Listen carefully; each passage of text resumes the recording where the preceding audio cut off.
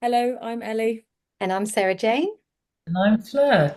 And welcome to our podcast, The Spirit of Creative Entanglement. And we're Hand to Health, three art psychotherapists. And today we're excited to be joined by the wonderful Jess Baum, art psychotherapist. Over to you, Hello. Jess. Hi. Good afternoon. Um, Today we are discussing new beginnings together, and in all forms of creativity, new beginnings, whether that be our art psychotherapy or actually creating something from new or something coming out of a new beginning in life.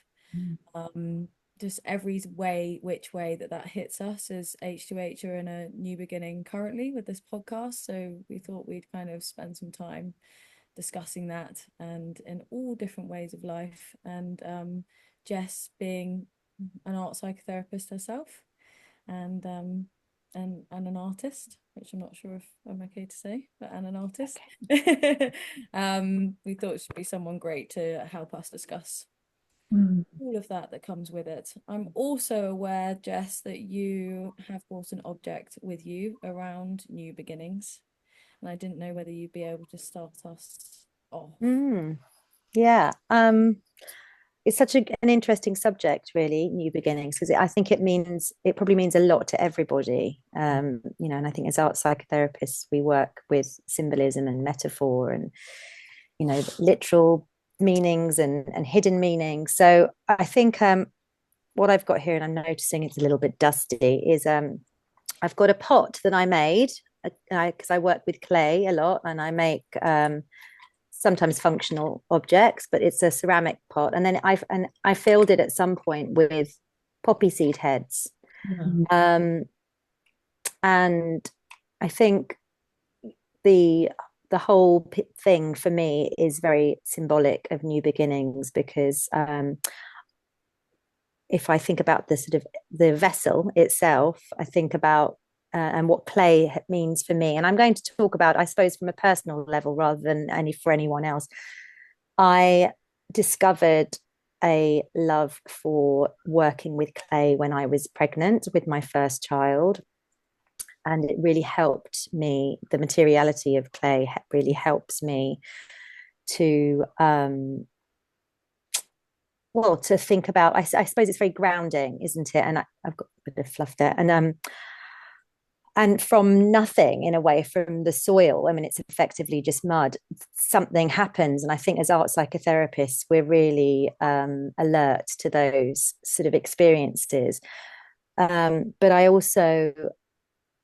also a real lover of growing and gardening and nature and also the cycle of life. So the idea of new beginnings is not necessarily they come from nothing. They actually come from death and grief. And so, this is and actually I was shaking them. There's nothing in any of them. I've obviously shaken the seeds out of them. So they're the remnants really of new beginnings, but they're still really representative of, and I just love a poppy seed head as well. I think they're just absolutely beautiful. So the whole thing really for me is very much representative of new beginnings, but also a reminder of that it's something from nothing, that there is a kind of cycle to where newness kind of happens from something else in a way, whether it's an effort or a loss or something like that. Anyway, so there you are. And that sits like loads of other things cluttering up my life, but I can't let go.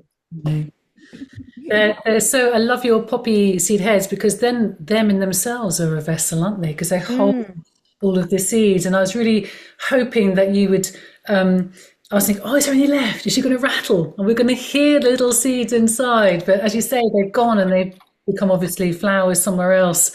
And yeah, that's the first thing you tend to do when you pick up a poppy seed head, is you really want to hear what's inside. Yeah. Just thinking of, as art psychotherapists, and when you showed the head, the pattern of that poppy seed, and I was just thinking, it's great for printing. There's so many different uses, aren't there, of natural materials that we can utilize in our own practice or for our own creativity. But yeah, lovely patterns on the heads of those poppy seeds. Yeah, thank you. Because when you were showing that head, the pattern, I was thinking of the Fibonacci sequence and how that is the patterning, isn't it, of Yes. life, the universe, all the way down to nature, and the sequencing of that, and then as you were talking about what's behind new beginnings, and are they ever new, and what's that kind of energy behind them, and what's it holding, and yeah, lend me into thinking about Fibonacci sequence and physics, but I won't maybe take it down there as much as we need to go today. But I think also that's quite nice for clients and for therapists to wonder about the tentativeness, the listening out for those seeds, the tentativeness that comes with new beginnings. What are they going to become? What are the, and anxiety. Obviously, we kind of class anxiety as a future thought process usually, or that produces anxiety. So, and actually with those lovely words, Jess, of maybe there's more behind a new beginning than we put to usually. All the work or energy or Yeah. I think it just the vessel, the whole thing, just feels like there is so much richness actually to be able to explore in there. And of course, a poppy is a symbol of death, and the flower itself kind of takes us to that place. And here it is as a new beginning, and I just love that symbolism of the cycle and how there can't be a new beginning without something that comes before. And is there been a letting go, or is there been a loss, or what is it that then invites in that new beginning? And how do you move forward into a new beginning when there's been a loss? There's so much in there. Yeah. Beautiful. It's yeah, because what emerges then from that place.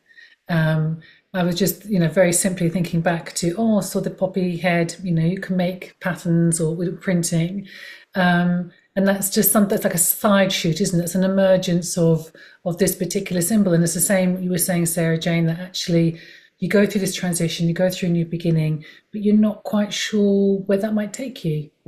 And it's that curiosity, what this might look like. We think we know what it looks like, but sometimes the reality can be completely different.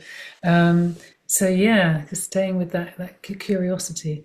That takes me to the other thing that you said, Jess, that really, really landed, was that with the clay that you started working with when you were having your first child, and that new beginning, and all the what may lie ahead here. And I'm really curious about, how did you come to start working with clay at that point? And that's obviously been a real journey of itself. Yeah, it's a good question that I often think back on, because it was something that I hadn't really thought about in a very conscious way, which again, we're all familiar with those sort of unconscious, what was driving the desire to make and to use clay. And I think I sat a lot at the potter's wheel at that time, but I hadn't really touched clay since I was a child. And that is often the case when people of around our age return to art making, in adulthood. Most people haven't since being at school. And I had been consistently, because I am an artist and I've always worked as an artist, I'd consistently worked with art materials, but I hadn't worked with clay because I'd had a bad experience at school with a teacher who wasn't particularly, I suppose, supportive of my work. And so I often have thought since, would I have become a potter? Would I have but I think what was interesting, I've sort of tried to critically sort of pull apart my attraction to clay. Then I think I was just looking to do something new, and I was in a pregnancy for me was a kind of a time, and I know it's definitely not that experience for everybody, but it was very much a time of soul searching. I was quite scared of becoming a mother. But I was also excited, and I think I needed to, and I wasn't an art psychotherapist at the time, but I had left a position as an art psychotherapy support worker in a psychiatric sort of mental health unit in East London. And it hadn't been an easy experience for me, actually. It was it was quite a traumatic work experience. And I left quite quickly, thinking that I'd kind of failed in some way. But since doing my training, etc., I looked back and I realized I had experienced what we would call vicarious trauma or secondary trauma. So I was pregnant, I was not working, I was probably a little bit kind of not bored, but just looking for something to do that was a creative outlet, something new. And I kind of came across a pottery evening class that I could, with my big bump, get on the bus and get to this college. And I think I sort of, for want of, to use I suppose a term that would resonate with the theme of today's, I opened up, and that's a term that we use around childbirth and as well, and things like that. And I'm just looking at a flower head, a seed head. This is what new beginnings are all about. And I think I opened up in my mind and my body, and I just found this just unbelievable sort of like connectedness to clay. Just absolutely loved it, and was a bit like, and I went through anger, like, why did that teacher do that? How could she have done that to me as a child? And I couldn't then touch this stuff for like 25 years, and then just like, oh, but whatever, just, oh, it's so great. And I've not stopped using it ever since. So and not just from, and I use it myself in my art practice, and I use it with clients in different ways as well. It's not surprising that you had all that sort of the anger at the time. As soon as your hands met that clay, that this experience came back to you. Because I was thinking earlier about what clay evokes, particularly when we're using our hands, and how we explore our world from such a young age through our hands, pre-verbally, and how those sort of those neurotransmitters, if you like, in terms of how that then affects our brain development and our experiences and our memories, and how hands are so important. And so working with clay is so evocative, because you're generally not wearing gloves. You're in there, you're getting messy, you're getting, and it's something that's, like you say, it's so organic that you can keep changing. So it might begin to emerge as something, but you actually have the control, if you like, to change it into something else. And it's such a material, I think, that is really supportive in that way, when perhaps you're feeling a little bit out of control maybe in your life, or there's something that you want to be able to have an effect on. Yeah. You do that with that material. Yeah, absolutely. And it's forgiving. And I think that's what I love as well, that you can, and I always say this to clients, you can be upset and cross and angry and all the rest of it, but it is kind of forgiving. And it allows you to go through those processes. Yeah, absolutely. Aware that it can be, on the other end of the scale, it can be too much to have such ability to mold and change something with such speed.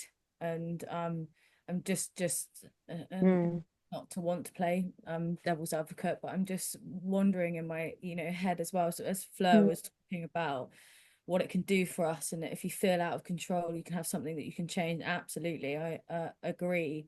But I'm wondering also if life has felt so out of control for you, or so chaotic, that having something that has no mold or form, that we can do whatever we like with. I also can imagine that being quite overwhelming in a space, a little bit like new beginnings, right? Where is it going to go? there's that other side of unknown, and it can breed, or noticed with clients, or with myself process, it can breed, the am I good enough? Make it into something that's viable. So also working with it and not making anything, just Yeah, and using it in its other forms as well. I think that's the other thing about clay, that it's or rather the ceramic sort of making process, that you can use it as a sort of figurative, as a sculptural material, but actually in its form as slip, as a liquid, it's sort of, as you may know, the work of Cornelia Elbrecht, the idea of working just in a tray of slip is kind of just, and then it's effectively paint as well. So I'd use it as a way of painting for, so Yeah. yeah. Sorry, Ellie, can't hear you. Oh, I just said that's actually given me an idea for a client. Oh, good. So thank you. But the messiness, I find that's with client, and this is where I think the trauma, and that's interesting. You were talking about how you then kind of wondered whether, or felt that you had been through vicarious trauma, and how good A is to work with overwhelming trauma. Absolutely. Yeah.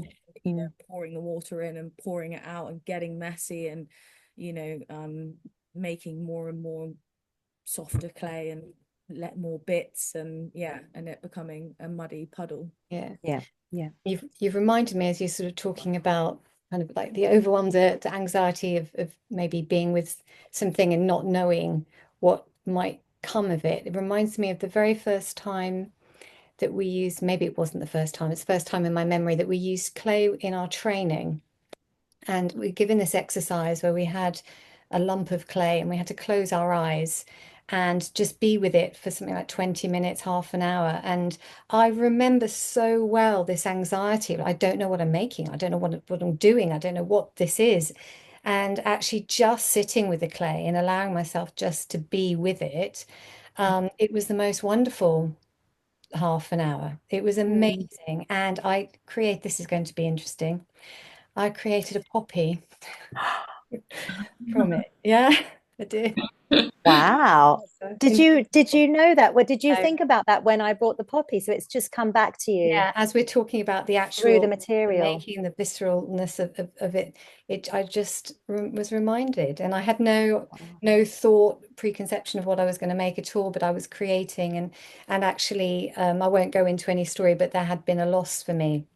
And it was really helpful. I took it to therapy and I worked with it, and I worked through that in the process of that. And so just, a personal experience of that kind of a bit of a new beginning through that experience. Wow. Amazing. And the cycle there continues. Absolutely. Yeah. So there's something important about poppies in this discussion as well, but also then therefore death and that space of in our work, and I'm also, and I suppose we can talk about death. I know it's about new beginnings, but as we're talking about it's a cycle, I'm also just so aware of the practices around that and the anxiety around death for us, and that's the lack of the awareness of the new beginning, and more the fear of the new beginning there, of someone or something not in your space that was in your space before.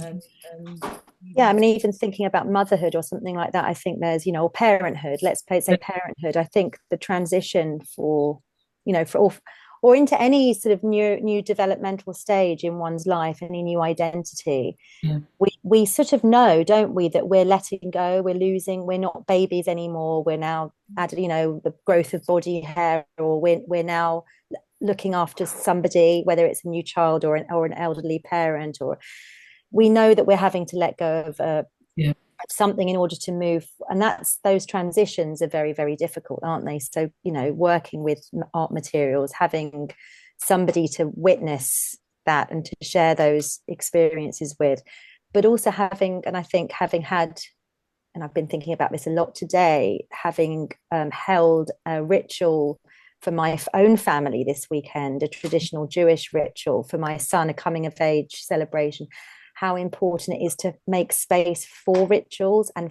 for, so in a way, being in therapy is making space, isn't it, in a ritualistic way. You know, we know when, as clients and as therapists, that we're going to go into a space that is just ours, that is for that purpose, and those materials are there and that person is there and nothing else around, even though we're taking it all with us, nothing else is going to interfere. And it's a sort of it's a sacred space, isn't it? And I think when we're dealing with life and death and identity and all of that sort of stuff, having those spaces, however they are, you know. Yeah.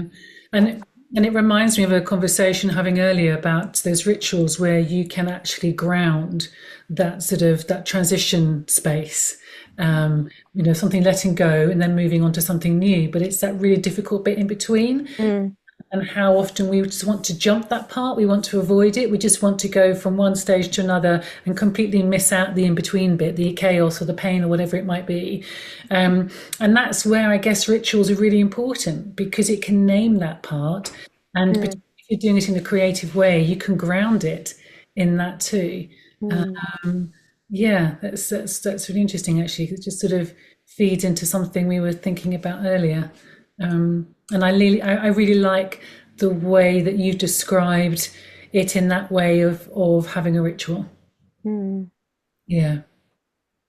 Yeah, and we're not very good at rituals here, I think. And so, yeah, when you experience something as you have, Jess, actually the recognizing the importance, the coming together. Community is another word that we were thinking about earlier. You know, we do, not all rituals, but many rituals, we do connect, don't we? And we support. And then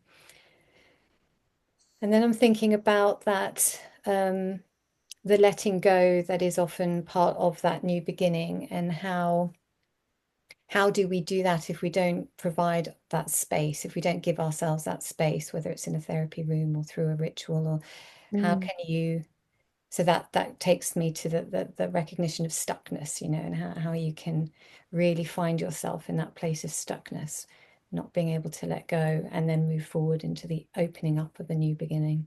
And as therapists, we're kind of as therapists, that's what we're there to sit in with, aren't we, with our clients, that even the moment, the before, the after, but most importantly, I think that moment of stuckness or unknown. There's not many spaces in our world where we can, you know, not many spaces in our at the moment where we can sit in that truly, purely, rawly. You know, I find, you know, maybe you find that more in, you know,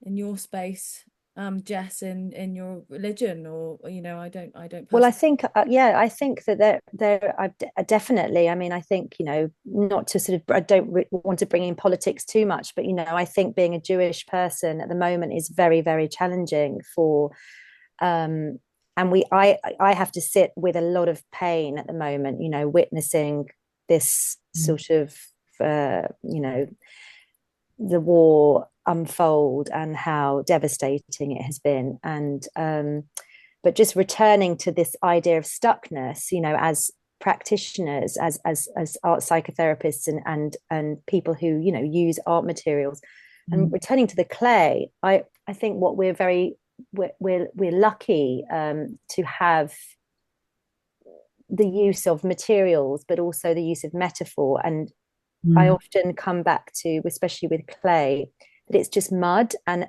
being able to sort of be stuck in the mud, you know, and what that might mean. And also, when you mentioned stuckness, I was thinking about in Buddhism, the lotus flower only apparently, not that I've seen, you know, it grow in its I suppose indigenous native spaces. I think maybe Sarah Jane has, but that it grows out of the mud. you know, and so, you know, I think that's a wonderful metaphor. And again, it's something that we can use, can't we? Those, you know, that we can sit here for a long time with this, being stuck with this, and take our time and wait, and things will develop. Yeah. That's a beautiful metaphor, that image. I just immediately can see that and think about, yeah, the growth that can come from the most unlikely of places, and how important it is to give yourself that time to be stuck when you find yourself in that place. I have found actually with within the work with some clients that you're in that space, you know, where you are stuck in the mud, and you've created something, and then that creation, obviously, because of the material itself, it can be developed into something, whether it's painted, whether it's, you know, into a particular form. But that form then doesn't always have to stay like that, because often those forms then become fragmented, and they often can then be broken down again, back into the sort of the dust, and that dust then gets used as, you know, if you can add a little bit of water to it, it becomes paint again. So you do this full kind of cycle of, you've started to create something, but it's actually then, you know, you've stayed with it, you've put it somewhere, but actually now able to let it go and to transform it into something else. And what might that look like? So it is a wonderful material to work with, and not to think that when you've created something from it, that's it. That actually you can bring that back out, you know, after many weeks or the next week or whatever, and it can be transformed again. It can just keep on being used. So yeah. Is that difficult, Jess, being a sort of ceramic artist and being an art psychotherapist, and having these kind of two, I'm not saying it is for you, but having these kind of two brains of having something to create and exhibit, versus sitting with people and yourself in this process of just making? It isn't actually, and I think it isn't for a number of well, not a number of reasons, but for a few reasons that come to mind. I'm not a trained potter. So recently I actually went to the Leach Pottery in Cornwall on a sort of research trip, because I work a lot in social prescribing in Bristol, and I run the only arts on referral offering for children and young people in the city, and I think in the region actually. And it happens to be that it's a well-being kind of clay group. So I work in a youth centre with a kiln, and we have a very simple pottery, but it's not a pottery in that people come and they learn to make. I mean, I impart a sort of skill each week. It's a kind of program that I've developed, but it's sort of a psychoeducational program as well, and it's it's a confidential, safe space. So it's a sort of it's a therapeutic group. But it's not art therapy, if that makes sense. And it's but we work with clay, and I think because just quickly, because I found clay discovered it as an adult and used it therapeutically for myself. It wasn't my art practice in that way. It wasn't I wasn't, even though I do make functional, you know, tableware, because I just kind of like doing that.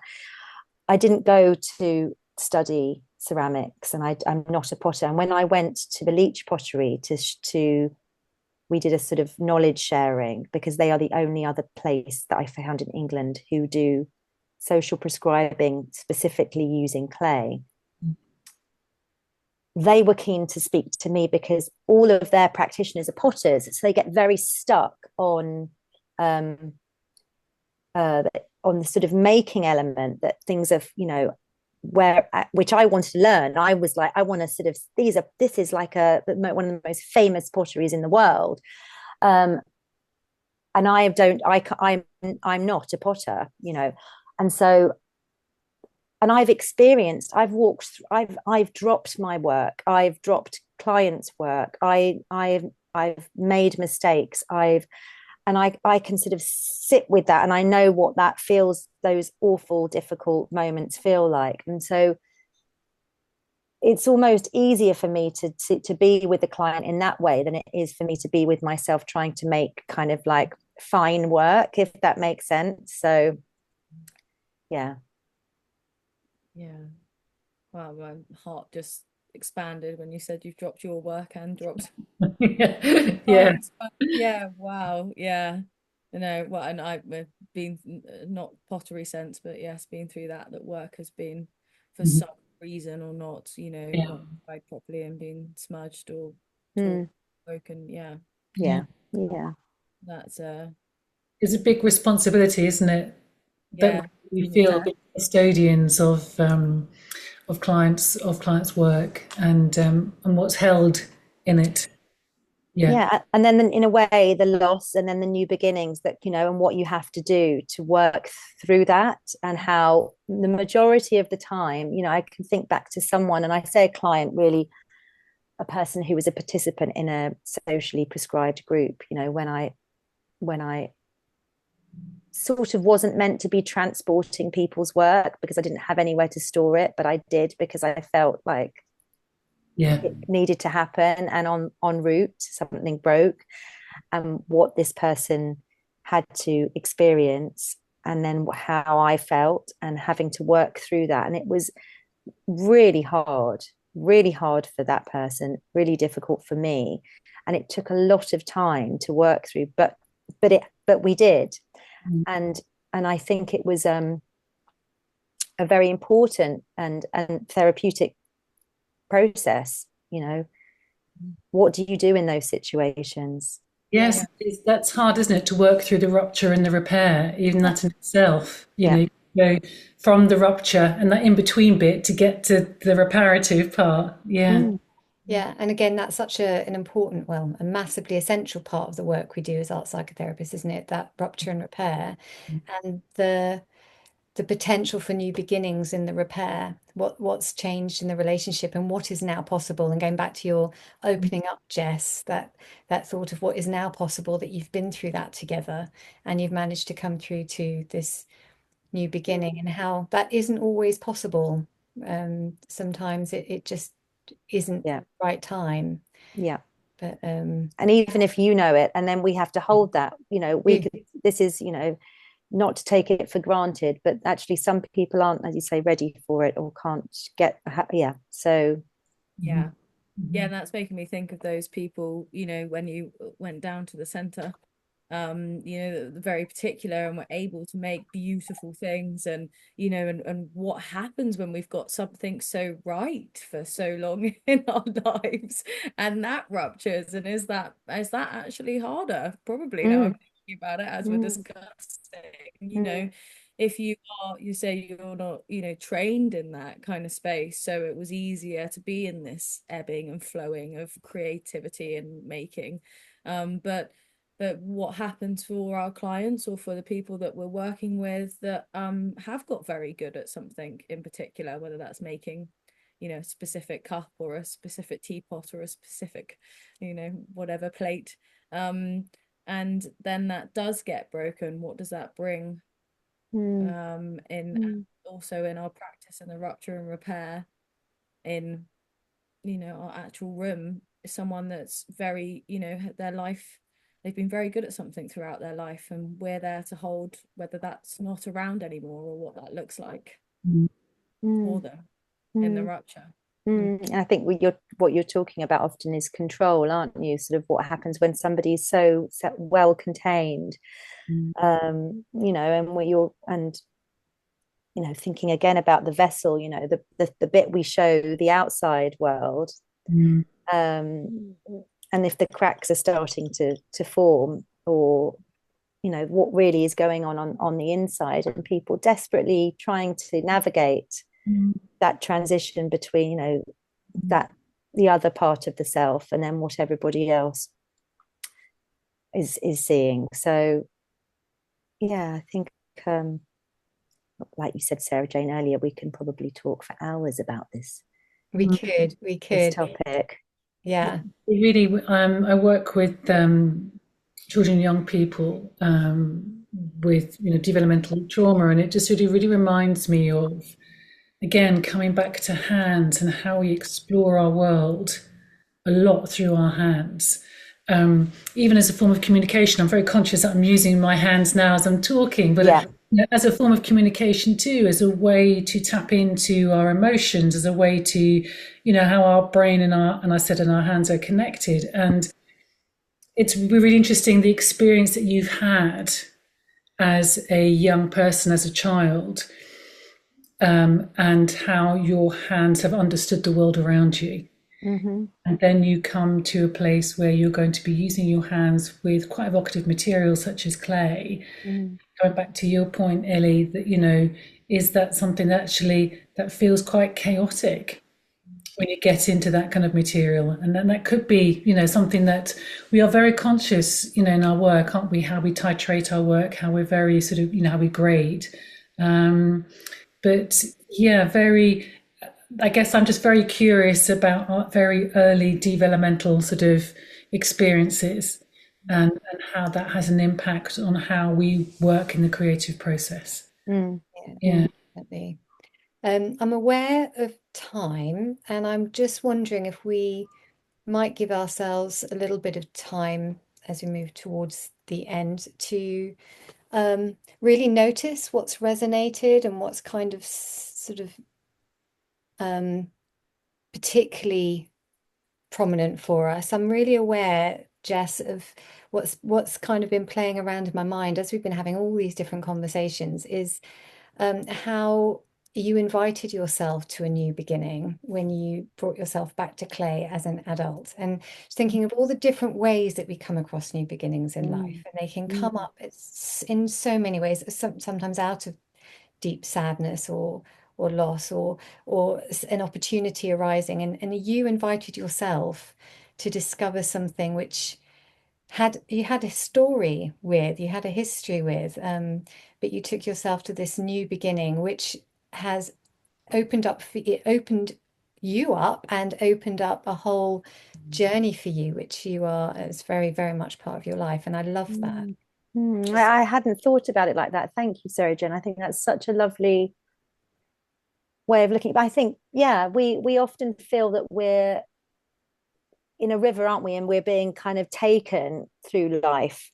But actually, the way you've painted it, that picture, is that I somehow made a choice. And I think I did make a choice to get on a raft and go in a certain direction, or, and I think, yes, I must have. It was a long time ago now.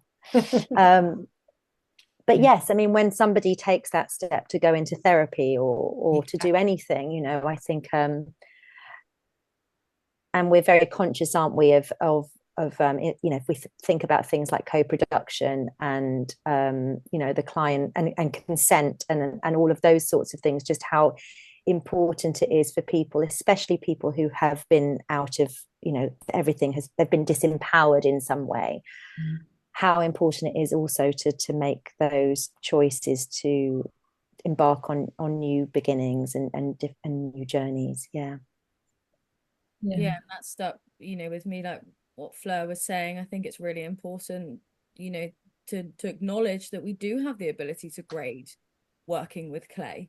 We can take small tiny bits and just have them as thought processing things, that we can use just a prod and poke and mold as we're talking, all the way through to massive mounds that we try and keep wet for weeks and weeks for our clients, that they keep going into, and then the drying of that and the painting of that and the breaking of that, and all up to that end of the scale, and just and I suppose that's an element of our job, which is a privilege really, but is to kind of wonder at what grade and what safety that work can be at with clay. But I just wanted to kind of put out there that we do have that ability to grade, because it's sitting with me after today's chat, how much it can do to work with the clay with clients, and how great it is with big grounding, big things like developmental trauma, but also how intense it can be to work with clay, and I Yeah.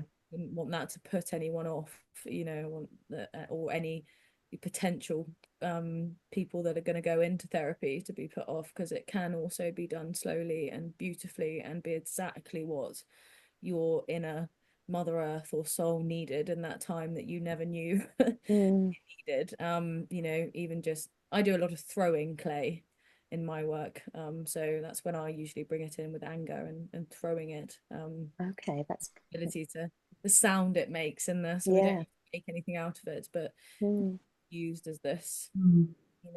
element to use. So yeah, lots of different ways. So Mm. it's opening up that conversation, Jess. It's Yeah. been really lovely to think about it. I don't use it as much as maybe I'm going to now. Thanks for sharing your experience as well. It's lovely to hear how you work with this material. Yeah. Yeah. Yeah, no, I think to echo what Sarah Jane has said, really, actually, the fact that, you discovered it again during pregnancy, and you were in that sort of incubation period yourself, of becoming your new mother, first time mother, and Yeah. discovering this clay. And I kind of, it'd be really interesting, not that we need to know that, all here, but my curiosity, I guess, is about how your relationship with clay changed once you became a mother, and your own, where you found your work going, or how you were working with it, or that's something that you were giving birth to, and I'm wondering when that actually, It's interesting because I think that's a really good question, because I think what that time did for me is it wasn't just about working with clay, it was about making space for myself, yeah, which I think, regardless of becoming a mother, I think it is quite important to do that as parents, to have our own space, but and I think, again, it's important when we're in relationship with anyone to have space, outside of that time. And I think I was also in therapy actually at that time. So but I think what it did is it stayed with me. That I love having my hands dirty. I love working with this stuff. I love transforming and seeing where it goes, and also what it's teaching me, the letting go, the which is very important for me as a parent, as one's children grow. So my practice, in a way, is sort of like, what I was making is kind of, has always been irrelevant. I'm always getting, excited about what I'm currently making bells. I mean, for some reason, I'm making ceramic bells, but in a way, what's really important is that I go there and I have that time in a studio, and I use a material that I really like. And I think, as art psychotherapist, and I also work as as I said, in social prescribing, not as an art psychotherapist, but as what they call creative health facilitator, or an arts and health facilitator. I'm always making stuff and using loads of different materials. But for some reason, I want to be in a studio space with clay for myself, and that's my happy place, and I'm going to go there once a week or whatever, and I need that. And that's been the constant for sort of 15 years actually. Amazing. all those endorphins firing. Yeah, absolutely. Conscious of time, but maybe we should ask people, if they like this. Well, I'm sure we could talk for another hour, half an hour, and to let us know, because I think it's fascinating. So much came up that I didn't feel like I could speak into, but yeah, thank you so much for the space you have provided, Jess, for us talking about providing space for yourself. Oh, thank you as well. It's always great to have the space to reflect, and this is a lovely you know, how lucky am I to be surrounded by 3 art psychotherapists? It's not often that we're in these spaces, is it? So thank you so much. Yeah. Oh, thank you, Jess. It's been enlightening and just a lovely, lovely way to think and explore and reflect. And definitely would love to spend more time with you thinking about these things. Likewise. Thank you so much.